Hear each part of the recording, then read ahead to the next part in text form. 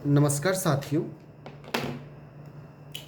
कक्षा 10 और कक्षा 12 की बोर्ड परीक्षा हेतु ऑनलाइन आवेदन शुरू हो चुके हैं। उसकी संपूर्ण प्रक्रिया आप एक बार देख लें। पहला स्टेप, सबसे पहले आप विद्यालय की प्रोफाइल भरें। विद्यालय की प्रोफाइल में आप अगर प्रिंसिपल का चेंज हुआ है तो उसके मोबाइल नंबर हैं, उसका नाम है, उसको भरें। और पिछले हमारे पास जो भी 10th की कॉपियां हैं, प्रैक्टिकल की, थ्योरेटिकल की ग्राफ हैं, उनको अपडेट करें कि कितने हमारे पास पहले हैं और अब हमें कितने चाहिए, ये रिक्वायरमेंट कितनी है, ये सब प्रोफाइल में भरना होता है।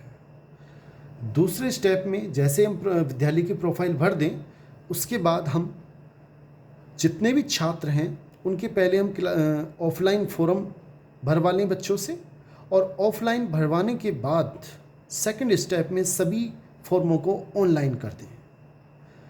ऑनलाइन करने के बाद जब सारे फॉर्म हम तीसरे स्टेप में सब फॉर्मों को हम भर देते हैं, तो तीसरे स्टेप में हमें क्या करना है, जब सभी फॉर्म भर जाएं तो उन सभी फॉर्मों की अस्थायी प्रोविजनल फॉर्म यानी कि चेकलिस्ट प्राप्त कर लें। चौथे स्टेप में हम क्या करें, जो भी चेकलिस्ट हमें प्राप्त हुई है उनमें सभी एंट्रियों को हम चेक कर लें कि कोई एंट्री गलत तो नहीं है, बच्चे का नाम, पिता का नाम सब ठीक है, से कोई भी सब्जेक्ट ठीक है, सब एंट्री हम चेक कर लें। और चेक करने के बाद स्टूडेंट से साइन भी ले लें कि स्टूडेंट ने चेक कर लिया है कि मेरी सभी एंट्री सही है चेकलिस्ट पर। अगले स्टेप में हमें क्या करना है साथियों, अगर पांचवा स्टेप हमें क्या करना है, अगर हमें जो भी संशोधन करने हैं, चेकलिस्ट में कोई संशोधन हो, किसी बच्चे का नाम जो भी हो, डेट ऑफ बर्थ या कोई सब्जेक्ट, तो उसमें आवश्यक संशोधन कर लें। और संशोधन करने के पश्चात ही जब आप सुनिश्चित हो जाएं कि अब सभी एंट्रियां सही हैं, तो उस डाटा को लॉक कर दें। लॉक करने के पश्चात आपको क्या करना है कि चालान की 4 प्रति निकालनी है। अगर आप ऑफलाइन पेमेंट कर रहे हैं तो चालान की 4 प्रति निकाल लें, और ऑनलाइन कर रहे हैं तो वही, उससे काम चल जाएगा। अगर आप ऑफलाइन कर रहे हैं तो उसकी चालान की 4 प्रति आपको प्राप्त हो जाएगी, और साथ में अग्रेशन सूची जिसमें स्टूडेंट के सभी नाम आ जाते हैं, उनकी 3 प्रति प्राप्त कर लें। डाउनलोड करके इनको अपने पास रख लें। उसके बाद अगले स्टेप में क्या करें कि जो चालान की 4 प्रति हैं उनको आवश्यक जो भी उनमें एंट्री करनी है उनको भर लें,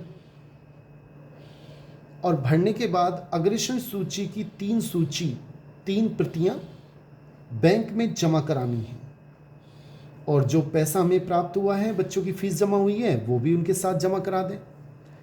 बैंक क्या करेगा, आपको उसकी 1 प्रति बैंक की अग्रेशन सूची की और चालान की 1 प्रति अपने पास रख लेगा, और शेष 3 प्रति, चालान की शेष 3 प्रति और अग्रेशन सूची की 2 प्रति बैंक की मोहर लगाकर आपको प्राप्त करनी है, बैंक से ले लेनी है।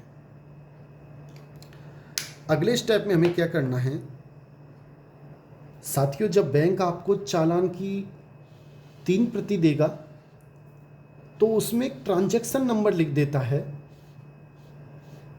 और उस ट्रांजैक्शन नंबर को हमें क्या करना है, अगले स्टेप में हमें फिर से बोर्ड की साइट खोलनी है, और बोर्ड की साइट पर जाकर उसमें एक लिखा होता है चालान अपडेट, ऊपर की ओर लिखा है, उसमें आप क्या करें, उसको क्लिक करेंगे तो उसमें आप ट्रांजैक्शन नंबर वो अपडेट कर दें। जो हमें चालान की प्रति में प्राप्त हुआ है, बैंक ने हमें देगा, उसको आप क्या करें, ट्रांजैक्शन नंबर को उसमें अपडेट कर दें। जैसे ही अपडेट कर देंगे उसके बाद आप जो स्थायी आवेदन बच्चों के हमने फॉर्म करे हैं, वो स्थायी आवेदन फॉर्म आपको प्राप्त हो जाएंगे। ये हमारा नवा स्टेप है, उनको दोबारा से आप डाउनलोड कर लें और सारे प्रिंट निकाल लें। अब ये स्थायी आवेदन पत्र हैं हमारे पास, पहले जो प्राप्त हुए थे वो अस्थायी थे, वो हमें बिल्कुल भी बस वो अपने विद्यालय के लिए हैं, खुद की जांच के लिए हैं। अब हमें क्या करना है, इन स्थायी आवेदन पत्र 10वें स्टेप में, अगले स्टेप में इनमें क्या करना है, आवश्यक दस्तावेज जो जैसे 10वीं के बच्चे के लिए 8वीं की मार्कशीट की कॉपी फोटोकॉपी, 9वीं की मार्कशीट की फ़ोटोकॉपी, इस तरह से हम उनको जो भी आवश्यक दस्तावेज हैं और मूल स्थायी आवेदन पत्र है उन सभी पर आप प्रधानाचार्य के साइन करा लें और स्थायी आवेदन पत्र को सबसे ऊपर लगाएं, उसके डॉक्यूमेंट्स उसके पीछे स्टेपल कर दें।